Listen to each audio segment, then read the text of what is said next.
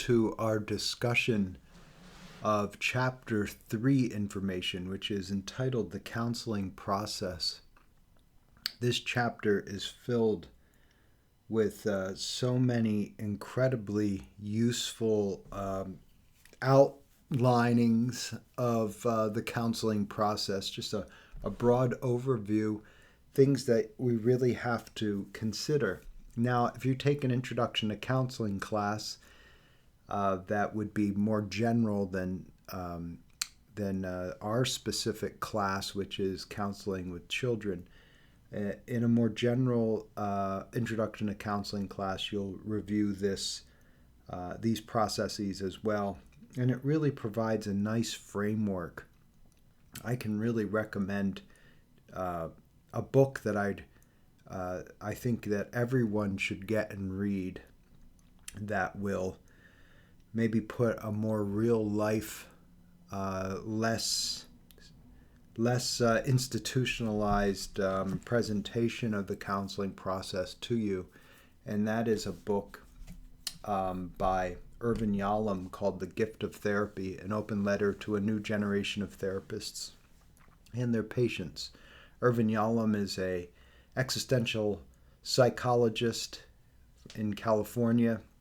He's become a bit of a celebrity as one of the greatest existential therapists today, and quite a brilliant individual. And I learned so much from this book, The Gift of Therapy. There are a few other texts that I think are really great for understanding the counseling process, and that includes any of the Gerald Corey texts, and they are just absolutely useful. Our chapter starts with a quote from a poem by T.S. Eliot called Four Quartets. It's a longer poem. And Four Quartets is, if you don't know who T.S. Eliot is, he's a modern poet. So his poems aren't going to rhyme, but they are going to be in meter, but they're prose poems in meter. And in modern poetry, we conjure up more philosophical and existential thoughts. And T.S. Eliot is one of the foremost poets that we could probably consider more of a philosopher. And I know a therapist, a Buddhist psychologist in Princeton, who opens each one of his sessions with a discussion of a poem. And when we learn to read poems and learn to think in metaphors and metonym and the other devices utilized in poetry, we often discover functions and devices of thinking. The ideas that are essential to this chapter, the ideas that somehow attending to emotions and thinking, let alone acting, how we choose to act, what we choose to do, are not as distinct and separate as it is sometimes framed in academic psychology.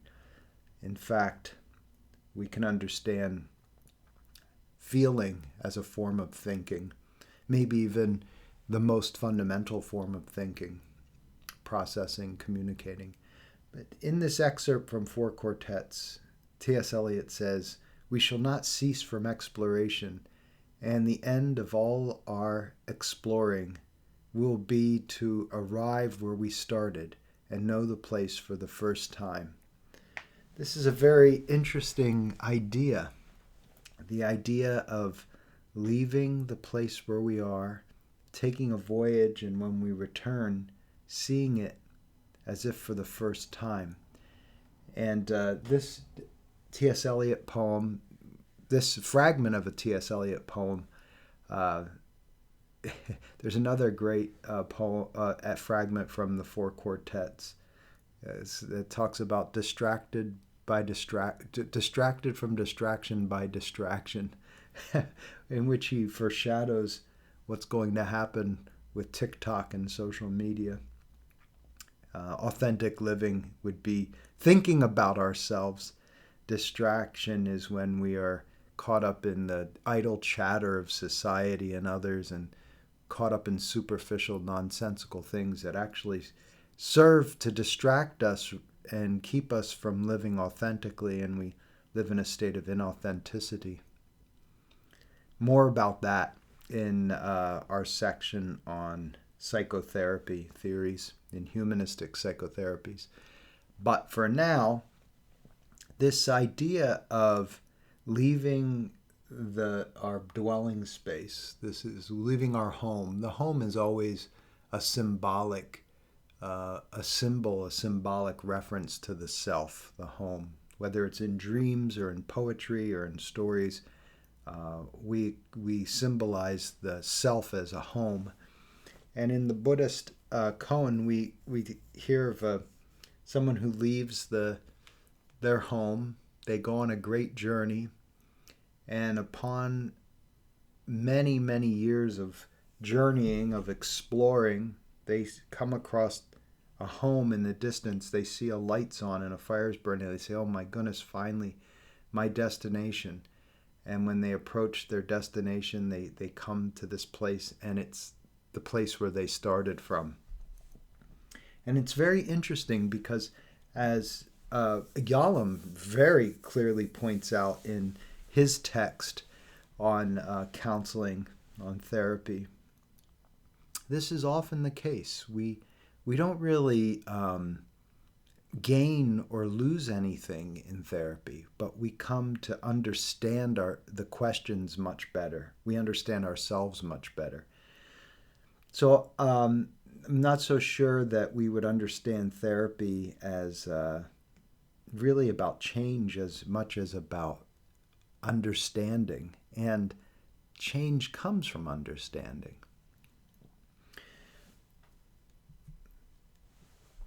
The textbook has some objectives outlined in the beginning. Discuss counseling effectiveness. Talk about ways to classify counseling theories. Demonstrate universal counseling skills. Answer some common questions about the counseling process, and outline the stages of counseling, and then explain the relationship with managed care and evidence-based practices. That's insurance companies, which is a big part of counseling. So we'll get to that. Firstly, let's look at effectiveness. How do we know if the counseling is working? The client changes, the ultimate goal of counseling. Then the child might think differently, they might feel differently or act differently. So a counseling helps a person change and learn, and that is true. But what I believe is counseling, maybe more accurately, is getting lost in the woods being the metaphor for the individual's way of being in the world. And through asking careful questions and offering careful ideas to a child, to an adult, but in our case to a child, offering instances where the child can come to experience themselves. The counselor introduces the client to themselves. The child gets lost in themselves, gets lost in the woods, explores the woods, and at the end of the counseling, the child emerges from the woods understanding themselves better. We call this an expansion of consciousness. And with that expansive consciousness, expanded consciousness, comes expanded volition, autonomy, what is commonly called free will. Instead of reacting, one acts. One pauses and acts. Instead of knee-jerk reaction to an emotion or to some kind of occurrence in life, instead of reacting in a habitual way, one learns to act in a volitional way. We can see this change that comes about, that is the hallmark of successful therapy. We see this change come about, I think, as a result of increased understanding. Understanding's different than knowledge. You can have knowledge, you can learn tricks and skills, uh, but there's something that transcends knowledge that we call understanding. So, for example, maybe you as an adult or adolescent or an adult, maybe you don't like it when someone asks you intrusive questions. Many people don't have very good boundaries, and they ask questions that really are intrusive and inappropriate.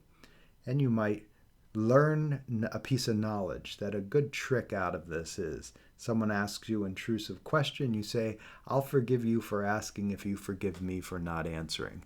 That's a clever little trick that kind of teaches someone the lesson of boundaries. Now, that's a piece of information, but if you spend time thinking about how that statement functions, what it says to the other person, what it says about you, what the actual implications are for you, living up to that expectation in your relationships with others. In other words, practicing what you're preaching, not setting the example by respecting other people's boundaries. See, this is all something that transcends knowledge and what we call understanding. So I think that's an important thing to keep in mind. So how do we know if counseling is working? Well, we look for signs of change. Often when you go to therapy, you will change, and people in your life will notice, and that'll become a topic of therapy. Well, so-and-so said, you've changed. You're different. The therapy often leads to a loss of friends. So our really authentic friendships will become stronger, and the ones that are inauthentic will disappear because the people won't like the changes that are occurring you'll seem different. When someone says to you, you're different, you've changed, here's a piece of knowledge. It's a great to simply say, thanks for noticing. And you can't control this. You can't control this. Inevitably, in increasing your own autonomy and volition, it will restructure your way of being in the world, and that means that you will outgrow certain relationships, and they can be relationships that were very long held relationships and very even family relationships that are being redefined, and that's how change occurs. When we look at actual statistics of success in therapy, academic psychologists like to statistically analyze these things, and they tell us that therapy has about a 75% success rate. However you measure the success, the book goes into this in certain ways, but they find about 3/4 of individuals who enter into a therapeutic setting, into a therapeutic relationship, have what would researchers refer to as success. I'm not sure what that is exactly, but for the research, that would probably mean the client thinks differently, feels differently, acts differently, maybe even self-reports that they feel better or feel more in control in their life, etc., less the symptoms that they were feeling. So these are some ideas of how do we know if counseling is working.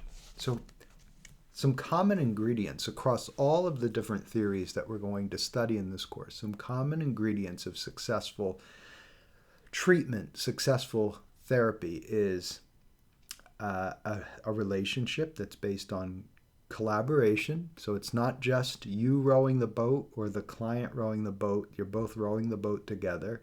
Collaboration. And you may have to say to your client in certain instances, this isn't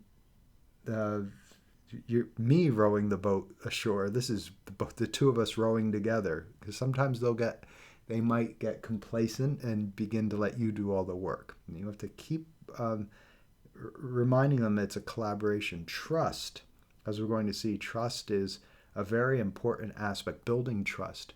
When a child comes into you and could be frightened or scared and thinking that maybe they're in trouble or they've done something wrong, guilt is often a part of this. This trust that you build, it takes time. And once it's established, that child or any client in that manner will open up and be able to feel that with you, they know that you're taking their best interests first.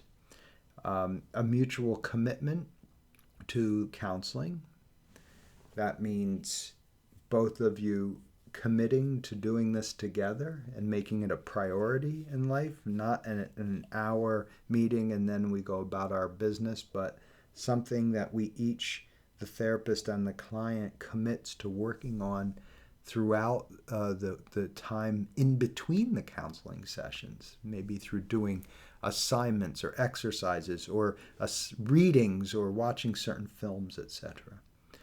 Respect, of course. There has to be unconditional positive regard for the client. That does not mean that you agree with the client on everything. It doesn't mean that you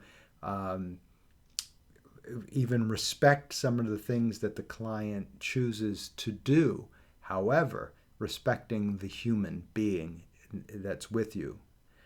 With children, this takes on special meaning because children are really accustomed in our culture to being disregarded in many ways. So an adult respecting them can be very unusual experience for some children.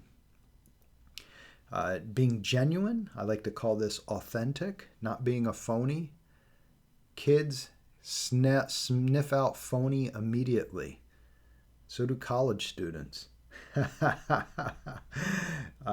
You have to be authentic. You have to be real. You have to be genuine.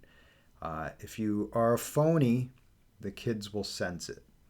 Children are very intuitive about sensing authenticity. So be real. Having positive emotions is definitely beneficial in some instances. I would amend this by saying having honest emotions. Positive, you can't always have positive emotions. You can have hope, but hope is a complicated dynamic. Hope is a complicated mood that necessarily is a combination of negative and positive feelings. So I would say, rather than saying positive emotions, I would say genuine emotional expression. And a holistic understanding of a client. What this means is we aren't looking merely at how the child is parented. We're not looking only at biological genetics or chemical imbalances or pharmaceutical treatments. We're not looking only at specific things. We're looking at a holistic understanding of the family unit, the social unit, the child as a whole. That's holistic. This is why frequently, as we'll find in our upcoming section on counseling theories, children are seen as a family therapy. So you'll have conjoint therapy where you'll have the child that you're seeing individually, and then you'll also be working with the family and the child together, because the problem is seen not as a problem with the child, but as a family structure, a holistic, a family problem. We have some more common ingredients of a successful treatment. You give a safe, supportive therapeutic setting. It's in a an atmosphere. The atmosphere of your office, of the setting of your office, is going to speak volumes to your clients. In some instances, when you start out, I remember when I started out in my first earliest working in the clinics, I traveled from office to office. We had two offices that all the therapists shared together. And typically there were linoleum floors and your old school style metal desks and chairs and bright sterile fluorescent light bulbs. Not a very cozy atmosphere. In my next job, I had an office space of my own that I stayed at, and I was able to decorate that office space. And in that office space, I turned off the overhead lights and used instead a desk lamp and a lamp, two lamps on end tables, and I used warm, glowing light bulbs that gave a nice, cozy feeling. I often would have some sort of music playing, classical or jazz, something at least in the beginning when the patient entered. A beautiful oriental rug on the floors and images on framed images on the walls that had personal significance. I set up a space of warmth, a couch where they could sit or lay down in if they wanted to, and a chair they could sit in. So there's a variety of areas. And this set an atmosphere for the fresh flowers can be a great addendum to the office setting, making it look less clinical, less businesslike, and more embracing. It sets a certain mood. Now with children, you're going to have a different kind of environment. You're going to have probably nice, neat shelves with toys and an area with chairs that the child can easily sit in, size appropriate chairs for children, and also the chairs that are available for when the adults are in the room too, and for yourself. A nice open play space, an area with a nice. I had a nice big shaggy carpet that could be rolled up to keep clean and could be put out when time for play happened. Also, as we'll see, little instruments or devices such as the sand play box, which can be put aside and wheeled out when sand play. A general nice, cheerful colors, things that feel positive for the child. This is a very important aspect. So these are a supportive setting, the environment itself, nonverbal things. The therapist should always be able to provide goals and directions. Now, this doesn't, contrary to what this textbook chapter is going to suggest, which is very rigid and very, it's kind of like the institutional management presentation of the counseling process in this chapter. And this is why I'm talking to you in a very more therapeutic way about this, more lived experience way, and why also I recommend that book by Irvin Yalom. You don't always know where things are going to go. Goals and direction. You have a broad idea of goals, but this is something that really is spontaneous and unfolds in the session. For example, when you work in a clinic, this is when you're not working in private practice. If you work in private practice, you can, as many therapists today do, decide not to take insurance company, to instead charge cash only. And then many of these guidelines that are presented in this chapter really are irrelevant because many of these guidelines are set up to satisfy insurance companies, treatment plans, etc., like that. Many therapists today are out of the game of all the paperwork and tedious control of treatment plans and things of this nature that are dictated by the HMOs. So you'll encounter that, though, if you work at an agency that's taking insurance, or if you choose to take insurance, then you're going to have treatment plans and evidence-based documentation with session notes, etc. So goals and direction. You should have some sense of a direction, maybe some things in the beginning that you outline with the child and the child's parents that you want to work on or explore or initiate some sort of change in. So those are general goals and direction. However, what in my experience, it's a more living, breathing situation. The idea that you have these goals that you stick to and rigidly just isn't realistic. And again, this kind of thinking really comes from a business management model, which has taken over psychotherapy in the United States, has also taken over college teaching. This is why most of your lectures look more like business meetings than the kind of lectures that we would have had not only a decade or two ago. A shared understanding of the concerns that will be added and the processes to be used. So when we talk with the child, understanding concerns about the process itself. This lets the child know that you're aware that they have concerns, and you hear what those concerns are, and you help that child to feel heard and to feel less threatened. There's going to be learning that takes place. That's the knowledge part of things. Hopefully there'll be wisdom. That's the understanding aspect of things. There'll be encouragement.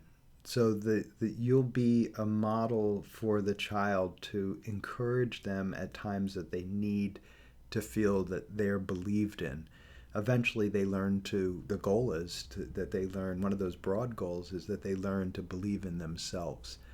So you model that dynamic that you hope the child eventually cultivates in themselves. Same is true for adults. The client's improvement in identifying, assessing the validity of, and changing their thoughts. So even at this age, the child becomes more self-aware. This is fancy language for self-awareness. They increase their ability to identify what they're feeling, identify what they're thinking, identifying the antecedent factors that lead to a certain behavior, and maybe even learning that their volition, their ability to put on the brakes or change directions is greater earlier in the process. So the closer you get to the decision being made, the more constricted one becomes when we're living in a reactive way. Clients' increased ability to gauge and change their actions, as well as to acquire new, more effective behaviors. Coping, impulse control, positive relationships, and sensible emotional and physical health. So this is all obviously adult language for the child's experience of volition, of self-regulation. Another important word, self-regulation. Being able to feel a greater sense of volition and autonomy and agency in one's life rather than reacting. The child learns to act deliberately.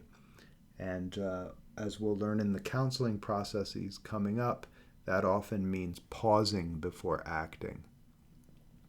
There's research by Corsini, and Corsini presents some factors, cognitive, behavioral, and affective factors that seem to be good ideas for therapy in general, counseling in general. So, universalization, people get better when they understand that they are not alone, that other people have similar problems and that suffering is universal. This is why group therapy is so important and effective for both adults and children. Group therapy. Insight. When people understand themselves and gain new perspectives, they improve. One of the criticisms of psychoanalysis is that it gives analysis and insight but doesn't tell people how to act differently. And analysts are quite adamant that insight alone is healing. And this is this point. Insight, when people understand themselves and gain new perspectives, they improve. Insight in itself, well, human beings are very resourceful. Children are very resourceful. When we learn new things about ourselves, we understand ourselves in different ways, we change.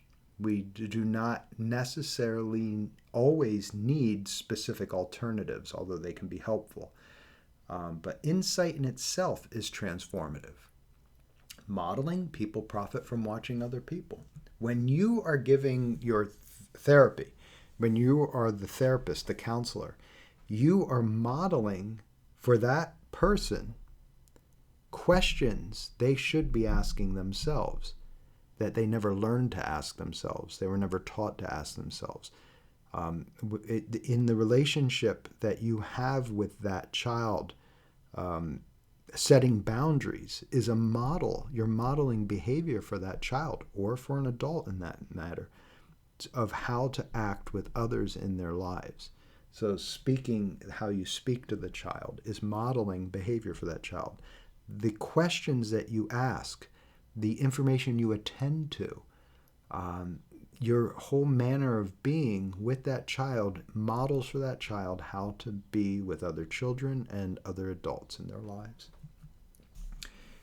So the effect of acceptance, receiving unconditional positive regard from a significant person, builds the person's acceptance of self. So not judging. You can observe and discuss better or more beneficial or less beneficial, so better or worse choices in reaction, but that's different than judging. Judging is typically good, bad. Observing is watching something and observing it and seeing is there a better option. Altruism. Change can happen when a person recognizes the gift of care from the counselor or others, from the sense of giving love, care to help others. Erik Erikson pointed out that one of the best therapies you can give to a depressed adult is to have them help other people. Have them help other people. The very thing that they feel least capable in doing is the very thing that once they act on that restructures their experience of themselves and the world and transforms the way they're feeling. With children, it's been my experience, the best thing you can do to engage in altruism, to cultivate altruism and empathy, which is a word that's not present here, but it's maybe the most important. Empathy is to have that child volunteer with that child together. You go to a hospital, volunteer. Volunteer working for cleaning up, volunteering, visiting older people, whatever this is. Some sort of volunteerism in the childhood cultivates altruism, cultivates empathy, and one teaches by action, by their own actions, the adult. Transference. Transference is very, in this chapter, the presentation of transference is very juvenile, I'll say. Transference is a very important aspect of psychodynamic therapy that can be utilized in helping the client to get to know themselves better and introducing the client to themselves. So in transference, a strong emotional attachment will form with the counselor, the therapist, And that transference feeling, the counselor becomes almost a surrogate for someone else that was important in that child or that adult's life. You can then frustrate transference and use that as a learning experience. So, for example, if the client is repeatedly putting you, the therapist, up on a pedestal, they're transferring on to you the desire to be treated in a certain way. They're treating you in a way that they would like you to treat them. This is a form of transference. And you can help that client by frustrating that, by not allowing them to put you on a pedestal. What this means is, as psychotherapists, we can easily get an ego trip from this kind of transference. Someone here putting up, oh, you're so wonderful, you're so intelligent, you're so bright. Once an adult client or patient was going through issues with her boyfriend and looked at me with longing eyes and said, you're such a good listener and such the perfect boyfriend. That's transference. Now, you have to be careful with this business because you want to cultivate independence, not dependence. So you have to frustrate that transference. You have to have that person identify what's happening in that moment and have them cultivate independence, not more dependence on you. The ego trip would be, why, thank you.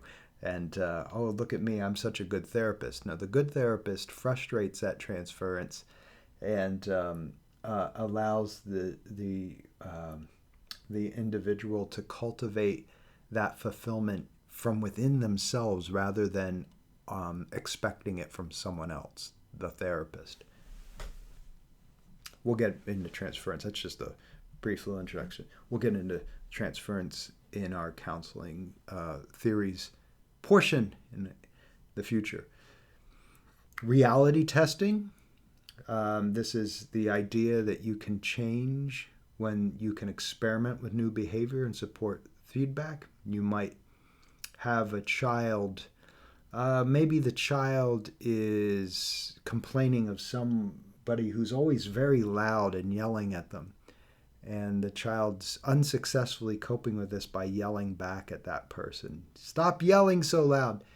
And you can have them experiment with a different technique. One frequent way of getting loud people to be quiet is to speak very quietly in response to them. And this contrast between their loudness and your softness kind of snaps them out of it, and they begin speaking in an indoor voice. So this is reality testing, maybe exploring different options with the child to react, and then having them try those different reactions out, experiment with those throughout the week, and then discussing them on the next session. Ventilation, having a place to express anger, fear, sadness, and still be accepted. So a place where the child can get angry, the child can be frustrated and swear and do all the things that they can't really do without repercussions in the outside, and allowing a space for that. You also have to be careful not to allow that to become the overriding tone of the therapy session, but knowing that the child can express themselves in that and express those feelings without getting into trouble. Where some children are told to keep it inside, not show their emotions. Interaction. People improve when they can admit something is wrong. So those are some ideas of Corsini about some aspects of the counseling process: universalization, insight, modeling, acceptance, altruism, transference, reality testing, ventilation, and interaction. They're organized in these cognitive, behavioral, and affective factors. I don't know if that's so important. Next, we look at how the upcoming therapies that we're going to explore are organized. Again, this is really a matter of opinion. The textbook authors say that emotionally based therapy are person-centered counseling and Gestalt therapy. I just don't agree with that. I think that that's very limited. I would say that psychoanalytic counseling and transactional analysis would definitely be part of the effective, along with person-centered and Gestalt therapy, would really be in this group of effective therapies that focus on emotions. Behavior, behavioral counseling, we're going to look at behavioral counseling and individual psychology of Alfred Adler. I would, again, not have in the behavior area. I would have it in the Gestalt, in the affective area, as we'll see. So this is one that I'm cautious about. When we look at cognitive, yes, definitely rational and emotive behavioral therapy, cognitive behavioral therapy are both cognitive. Transactional analysis is a psychoanalytic counseling method. I'm not sure why the textbook authors are thinking in this way, but transactional analysis was actually developed by a psychoanalyst and used terms that mimic psychoanalysis with more user-friendly ideas. So instead of talking about a superego, we talk about a parent ego state. Instead of talking about the id, we talk about a child and ego state. And the ego consciousness would be the adult ego state. So, and we look at different dynamics, psychodynamics with that. So I would say, again, this is more of an emotional. Systemic interventions, family, and group work. So that is how they're organizing. When we talk about psychotherapy, in general, in academic discussions today, we use this idea of thinking, feeling, and behaving. Whereas in behavioral therapy, it's behaving, stimulus and response. With cognitive and others, you have stimulus organism response. So something happens, there's a mixture of thinking and feeling and behaving. And it's like a trinity. There are three things that are all interacting and defining one another. It's a common way you'll be seeing cognition, thinking, feelings, affect, A-F-F-E-C-T, and behavior, acting. Well, let's look here at some of the universal skills. The universal verbal skills. These are the things that therapists do. Okay, here we are. Yep, active listening. So, when we do active listening, so these are skills that of a counselor that transcend any therapeutic model you're using. So, active listening skills. Empathy is when you're, in other words, you're really listening to the client, to the child. You're not simply firing off questions, but you're asking questions and responding in a way that communicates with that child that you're actively listening. You're showing empathy.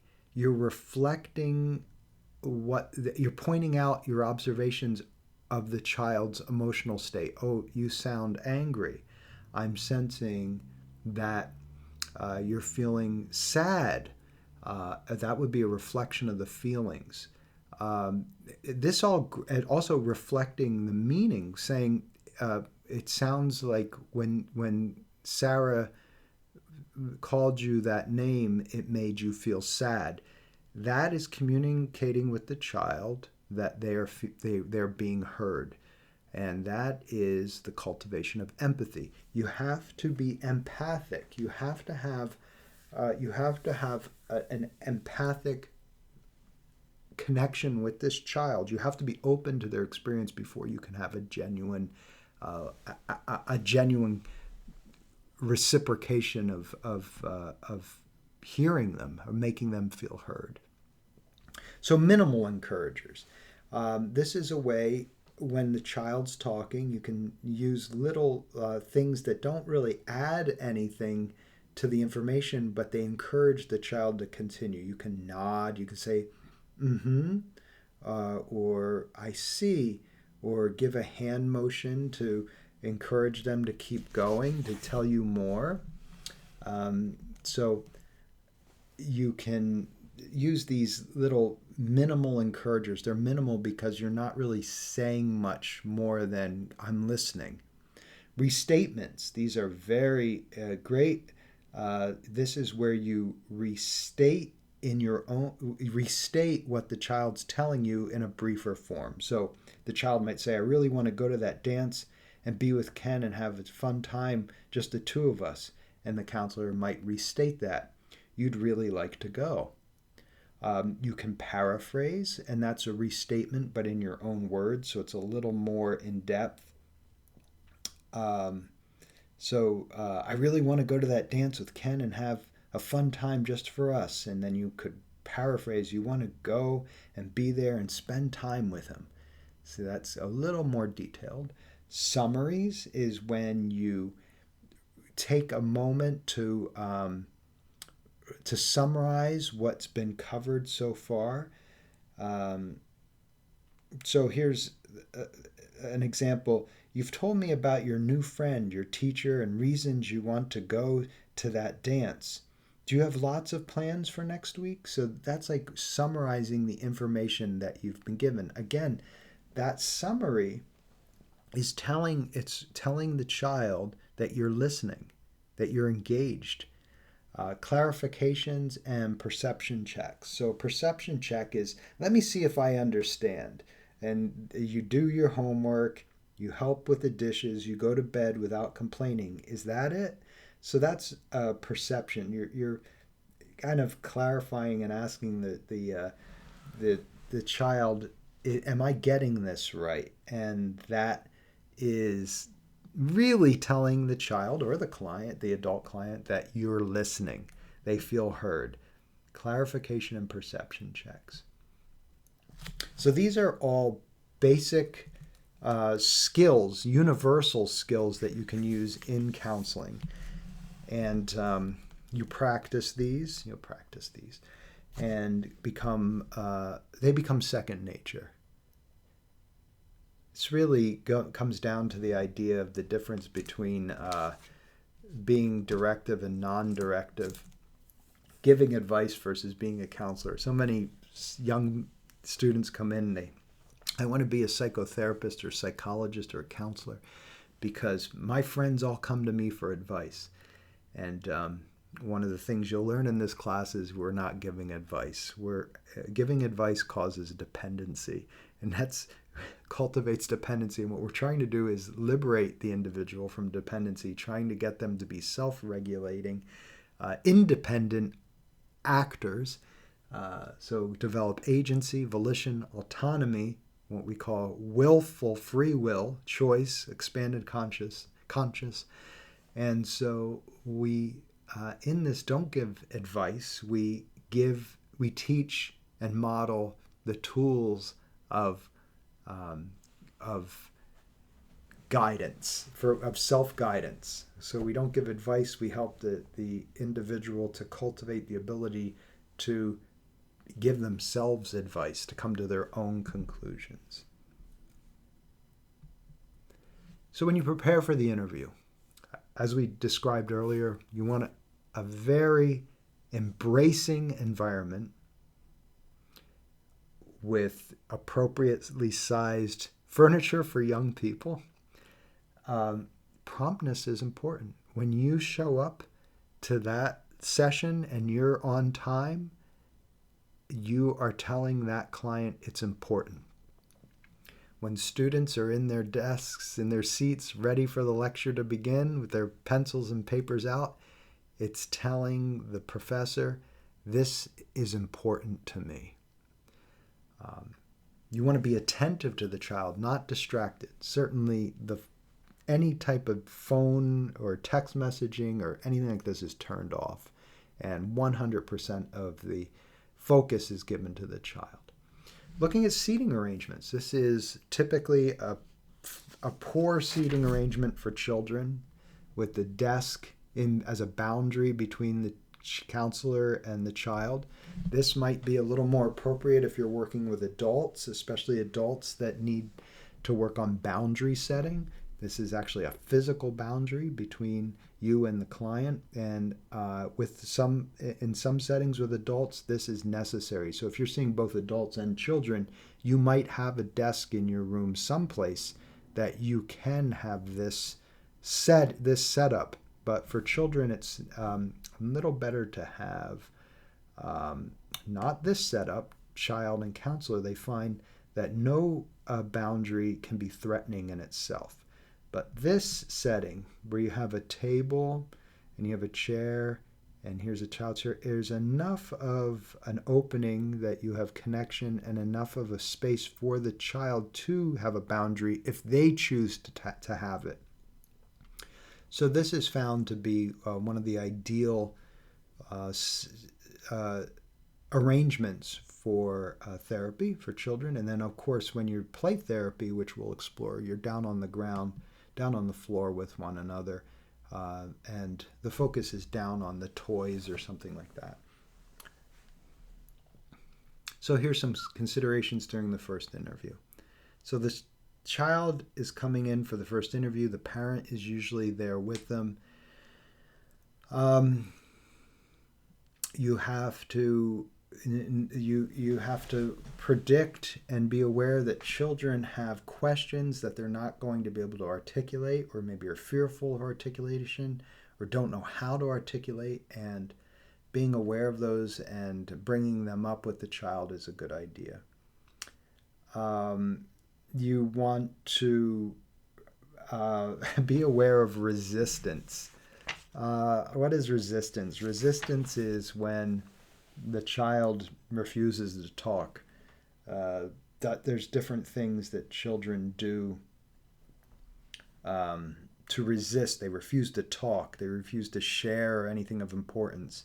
Deny there is a problem. Avoid any type of connection with the counselor. Avoid eye contact or interaction. They come late or miss the appointments, because this could be adolescents. Exhibit negative body language and make hostile comments. Act out and refuse to cooperate. Hide behind furniture. Sit cross-armed on the floor. These are all forms of resistance. So how do you overcome? You have to have skills at overcoming the resistance. You want to let the child, the ways of overcoming these resistances, promote a counseling that is caring, protective, safe, and let them know that you're on their side.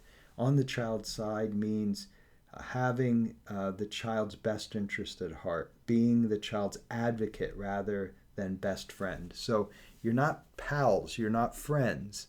You are an advocate. You're serving that child, that they can feel safe with you. And they're going to test that. They're going to test that to see if they can you protect them. If you can't protect them, how are you going to? If you can't protect yourself, how are you going to protect them if they can manipulate you? How can they trust that your judgment in any way? And they're very, very clever and smart. So effective counselors are able to strike a healthy balance between adult and child activities in the counseling session. So the children sense immediately if you're someone that can be trusted, trusted with their vulnerability, and it could take time for you to build that trust. So we have to work on providing consistency, Limits, setting boundaries, predictability.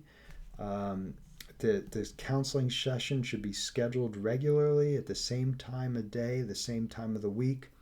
The counseling time is the child's time. The appointments should begin on time and not be interrupted by knocks on doors or any other disruption. No phone calls, no text messaging. Attention to these scheduling details makes children feel worthy and important, a person who is getting undivided attention.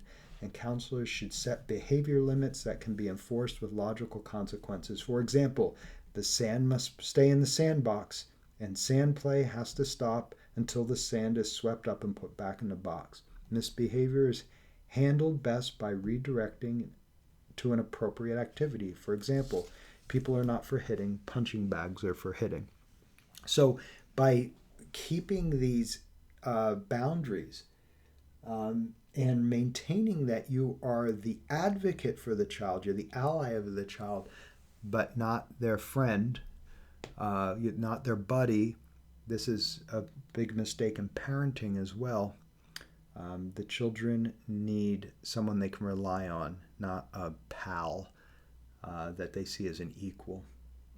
The children want to feel safe, and once this happens, resistance usually drops away, and that could take some time. Children need to understand what counseling is and what they can expect from it, so you can really discuss with the child some ways that they're not there because they're being punished. They're not there because they're in trouble. They're there to explore new ways of solving their problems, the problems they're having. So for nonverbal and extremely anxious children, the first session or two may include play therapy. Through these methods, the counselor can begin to build a good relationship with the child while learning something about the child's world. Other counselors prefer to go directly to the problem. For example, would you like to tell me why you've come here today? During the initial interview, the counselor should explain to the child the process of counseling and the counselor's expectations for the relationship. You're going to find when you meet the child for the first time with the parent, often whatever the child is being brought there for, the complaint from the teacher or the parents themselves, you're often going to be able to see that very behavior present in the parent. It's something I say with a great deal of confidence that quite frequently the child has learned this behavior through the parent's modeling, and the parent is entirely unaware that they are actually doing in their own unique adult way what the child is replicating in the classroom or with friends, etc. So we look at that as a family structure. The counselor will want to consider the child's age, cognitive and social and emotional development. These are all things that are important to take into consideration. The younger child are more, if the younger the child, it would be helpful to be more specific the problem, the greater the probability that the child will respond more readily to structured approach. Many children are crying out for help me to control myself, for structure. Now, adults get thrown by this because the child resists this. They resist the control. But you have to realize and take and view that resistance to the control as a testing. The child wants you to help them to learn how to control themselves. And this does not come naturally to most children. Most children need to learn self-control. This is an important aspect of volition, autonomy, and what we like to call self-regulation. So these are aspects of self-regulation, learning self-regulate, learning how to control oneself. Think back to that Walter Mischel marshmallow study, where some children are able to exercise self-regulation and successfully not eat one or two marshmallows for a bigger payoff a half hour or 15 minutes later. But most children have not developed this self-regulation. And oftentimes it's a direct modeling of the parent's ability to self-regulate. You typically find children who have high ability to self-regulate have parents who have modeled self-regulation over the first 6 years of life. And then children with poor self-regulation will, of course, often, not always, but often have parents who have poor self-regulation in their lives. Impulsive behavior in the child's life, and it can be often seen in the parent's impulsive behavior. So here's a general model the textbook offer for modeling for counseling. Define a problem with active listening. Clarify the child's expectations by paraphrasing, reflecting the feeling, the meaning, summarizing, showing empathy. Explore what has been done to solve the problem, explore new options for solving the problems, new ways of being, obtaining a commitment to try one of the problem-solving ideas, and then closing the counseling interview and revisiting and recapping in the next week. So the chapter ends with questions counselors ask. And this is rather in-depth, a rather in-depth treatment of each of these questions. So you're going to, in many of these, have to really concentrate on what the textbook is telling you, but I'm going to briefly go over these. What does the counselor need to know about counseling records? Well, different states have different legal obligations, and there are also different obligations from if you're working within an HMO insurance company payment or not. So you have to look state by state about keeping written records of your counseling sessions together, and also the different laws that apply for confidentiality and when they can be court ordered to see those records. And if you're working with an insurance company payment, you're going to have specific obligations for keeping records and session notes and creating something called a treatment plan, which we'll discuss shortly. If you're cash only, you will largely be working within the state guidelines, and that could be anything from very minimal general session notes that don't reveal too much. I would stick to the idea that whatever you're writing down will potentially become public. So be careful what you write down. Things that you truly want to keep private and between you and the client, you can keep in your memory. You have a few clients, you get to know them every week, you can keep important things in your memory. Once it's written down, I would never write anything down that you wouldn't want to have made public knowledge about that person or about yourself. How much self-disclosure is appropriate in counseling? Self-disclosure, telling you things about your personal life. There are mixed feelings about this, anywhere from very rigidly no place for self-disclosure to the idea that self-disclosure can be useful in certain instances to help the individual to manifest change in their life.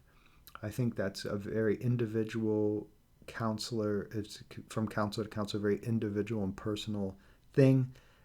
What you don't want to do, and what all good counselors agree, is it has to remain about the client and not about you. The moment that you're starting to discuss your problems, that's a problem.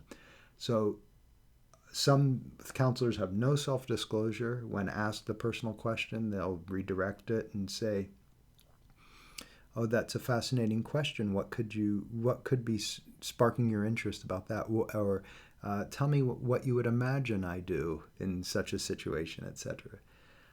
What type of questions should the counselor use? Always use open-ended questions. Avoid questions that are easily answered yes or no.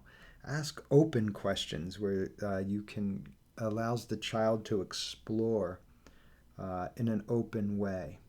Avoiding why questions, and instead ask how, or tell me about, or it seems like, but asking why kind of closes down the conversation. Silence is one of the most useful aspects of psychotherapy. It's amazing what happens if you go silent.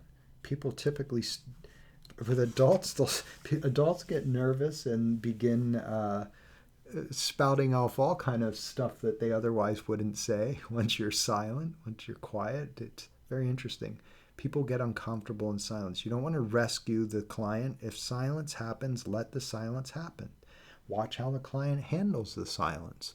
Don't break the silence because you're uncomfortable. Get comfortable with being silent. Silent can also emphasize the gravity of a situation, the seriousness of a situation.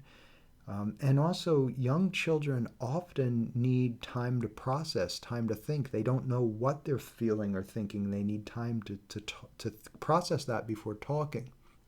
Adults often rush in and fill the silence up and answer for the child rather than allowing the child to process. Children process slowly emotions and thoughts. Advice. Typically, you want to teach children how to evaluate and come up with advice, but not give advice. You can evaluate and come up with options with the child, but telling the child what to do is not fostering independence.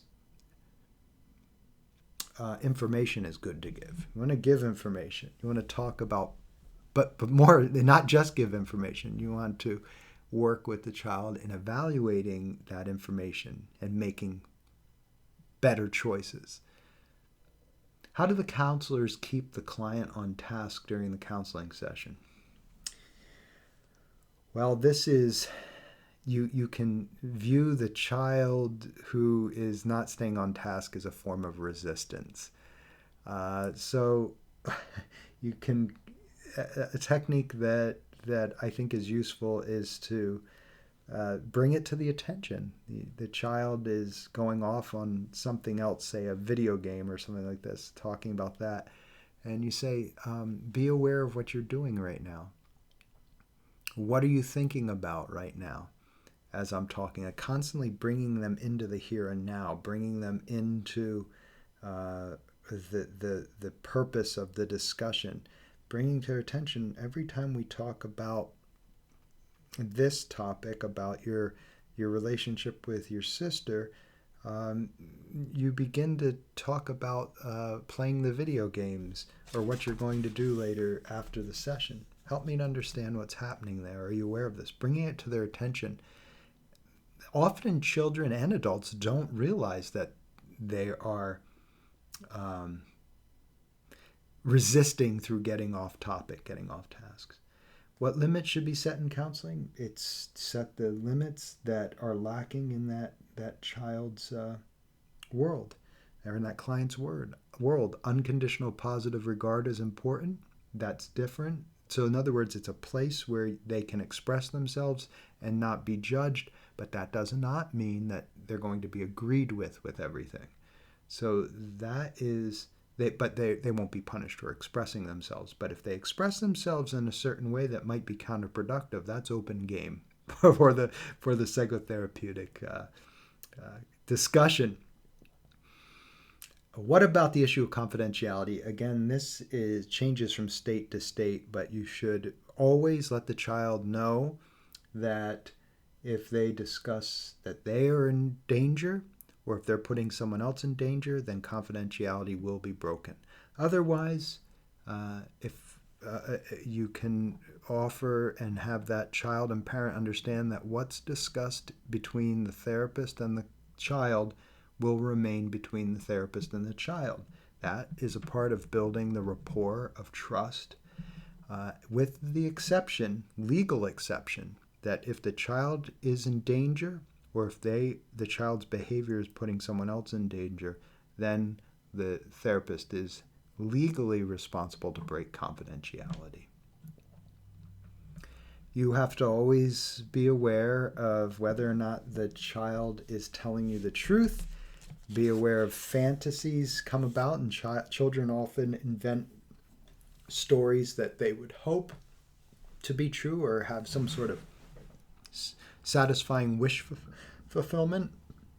The fantasy that they've developed will eventually show cracks, and you might not pick up on it immediately, but eventually you will start to put two and two together, and then you can begin to have some kind of reality testing with the child, help them to come to terms as a way of integrating and becoming more authentic. What can be done when the interview process becomes blocked? It's a good idea to have something to do like coloring or playing games, playing with clay, the sand play. If it becomes blocked, if you come to an impasse, shifting things up, taking a walk, doing some type of playground, playing in the play therapy, shifting things up a bit can be very useful. Oh, well, as far as terminating, that is something that with adults you come to a mutual the conclusion with. With children, the parents usually play a role in saying, we seem to have accomplished the goals. Usually parents or children will want to terminate prematurely, and it's usually the therapist who offers, I think we've accomplished our goal, we can terminate. And you usually want to do that ahead, like a few weeks ahead of time, discuss it, because you have to have closure. You have to wrap things up neatly. I mean, this you've had very emotionally vulnerable rapport, and you can't just immediately suddenly stop. You have to give a countdown of maybe a month or 3 weeks to the end of this session. Working with managed healthcare. I think we discussed this quite a bit already, but if you work with managed healthcare, you're going to have to have well documented session notes that are usually provided by the insurance company or by the clinic you're working at.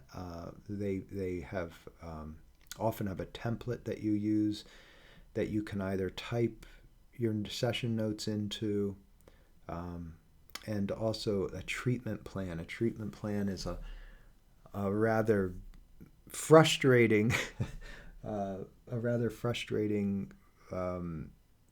document that gives a broad overview of what's anticipated to happen and what the timeline would be and what your interventions are. This is one of the major reasons that therapists have stopped participating in insurance, because it's just not how therapy unfolds. Therapy is a very spontaneous, living thing that takes twists and turns from session to session. And although you might have some broad things you're working with, like an obedience or disruptive behavior or depression or something like this, anger management, you really have no idea what's going to happen from session to session. So keeping a very accurate, or predicting this in a very accurate way is difficult to do. Your textbook offers some general ways for setting the treatment plan, and it's in 6 steps, and the book goes into detail about this.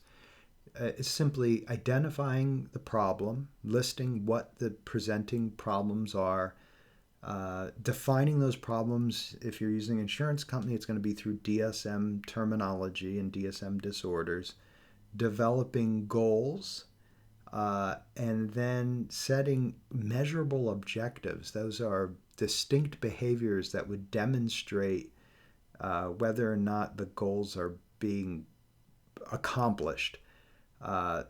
Talk about how you're going to make those things happen, those changes happening, And the diagnosing is at the end. It's is the offering a diagnosis for the disorder.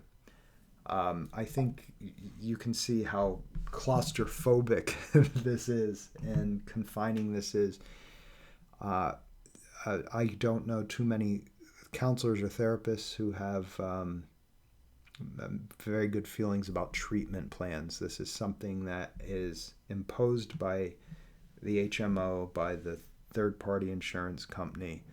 And again, it's one of the reasons why many people, therapists today, are not participating in insurance and instead are doing cash only, because it allows for a lot less paperwork, and the paperwork is really,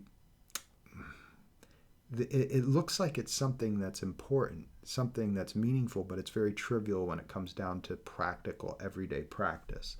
So it's something you will have to do if you're working in a clinic, working in an agency, and accepting insurance. So you will have to spend time learning how to do this effectively. Probably from someone at the agency you're working in will teach you specifically how to do it so that the insurance companies will be satisfied. Again, turn to Yalom's book, The Gift of Therapy, for more information about all of these questions and rely on this textbook chapter as a pretty thorough introduction to the overall counseling process.